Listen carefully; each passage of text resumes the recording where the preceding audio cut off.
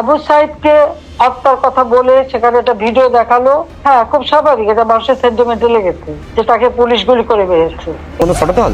আওয়ামী লীগ বাংলাদেশের একটি বড় দল। আওয়ামী লীগ কালকে এই অন্তর্বর্তীকালীন সরকারকে নামিয়ে দিবে। জুলাই আগস্টের আন্দোলনের মধ্য দিয়ে ঢাকা বিশ্ববিদ্যালয়ের প্রাক্তন শিক্ষার্থী আবু সাইদ, যিনি কিনা পুলিশের গুলিতে মারা যান। তবে বর্তমানে আমরা বাংলাদেশের সবাই জানি শহীদ আবু সাইদ, যিনি কিনা পুলিশের গুলিতে মারা গিয়েছেন। তবে এই বিষয় নিয়ে মতামত জানিয়েছেন সাবেক প্রধানমন্ত্রী শেখ হাসিনা। যে তাকে পুলিশ গুলি করে বেরিয়েছে। এখানে আমার প্রশ্নটা হচ্ছে, তাকে যদি পুলিশ গুলি করে থাকে, তো গুলি খাওয়া একটা লোক এরা টেনে নিয়ে গেল, এখানে কিন্তু কোনো রক্তের চিহ্ন দেখা যায়নি। শেখ হাসিনার কথা অনুযায়ী যদি সত্যি আবু সাইদকে পুলিশের গুলিতে মারা হতো, তাহলে আবু সাইদের লাশটাকে যখন নিয়ে যাওয়া হয় তখন আবু সাইদের লাশের মধ্যে কোনো রক্তের ফোঁটা ছিল না কেন? তবে এই বিষয়ে শেখ হাসিনার কথা শুনে যা বোঝা যায়, আবু সাইদকে কোনো পুলিশের গুলিতে মারা হয় নাই। আবু সাইদের মৃত্যুটা হলো একটা চক্রান্ত, আর সেই চক্রান্তর মধ্য দিয়েই বাংলাদেশ আওয়ামী লীগের সভাপতি শেখ হাসিনাকে বাংলাদেশ থেকে বাহির করেছে বাংলাদেশের বিভিন্ন ধরনের রাজনৈতিক দল।